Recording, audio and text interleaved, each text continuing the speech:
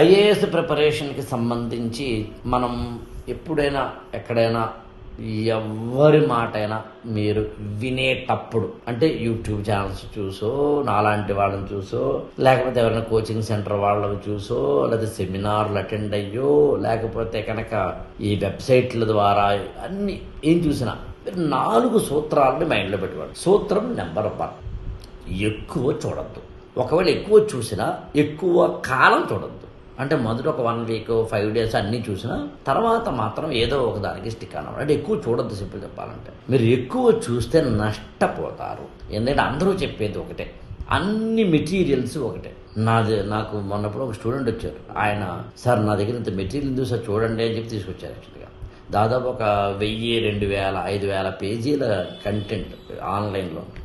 మీరు చెప్తే ఆశ్చర్యపోతారు. అవన్నీ ఎలా ఉన్నాయంటే రిపిటేషన్స్. యాన్షియంట్ ఇండియా మొత్తం 30 రకాల కోచింగ్ సెంటర్ల వాళ్ళవి. అంటే ఫ్రీగా వస్తుంది కదా, డౌన్లోడ్ చేసి సేవ్ చేసుకోవడమే కదా. అందుకని ఎక్కువ చూడద్దు, ఎక్కువ చదవద్దు, ఎక్కువ వినద్దు. అంటే 3 కోతులు గాంధీ గారు లాగా. రెండవది, మీకు ఖచ్చితంగా తెలియాల్సింది ఏంటంటే నీ గురించి.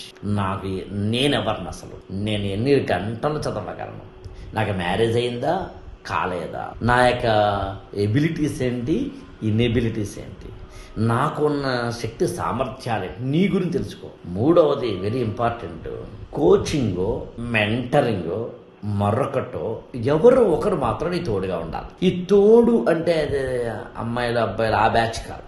తోడు అంటే నా ఉద్దేశం you should have a little bit of guide, A friend, A philosopher, a senior, who ever maybe నీకు పక్కన ఉండాలి. అంటే నీకన్నా తెలివైన వాడై ఉండాలి, నిన్ను అవసరమైతే విమర్శించగలవాడై ఉండాలి, కాస్త కూస్తో వీలైతే 20-30 ఏళ్ళ అనుభవం ఉన్నవాడై ఉండాలి. నిన్న మొన్న నూనూగి మీసాలు నూతన ఎవరంలో ఉంటే జోగి రాసుకుంటే బూడిద రావడం తప్ప పెద్దగా ఏమీ సాధ్యం కాదు. ఇంకా 4వది వెరీ వెరీ ఇంపార్టెంట్ ఏమిటి అని అడిగితే, ఇక్కడ మనము వచ్చింది చదువుకోవడానికి, తొందరగా అయిపోవాలి తప్ప ఆ అమ్మాయికేసి ఈ అబ్బాయికేసి అంటే దుర్వ్యసనాలకి, మానసిక బలహీనతలకు లోను కాకపోవడం.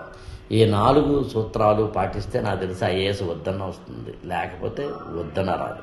ఐఏఎస్ ఫర్ ఆల్ ఛానల్ని సబ్స్క్రైబ్ చేసుకోండి, లైక్ చేయండి, షేర్ చేయండి.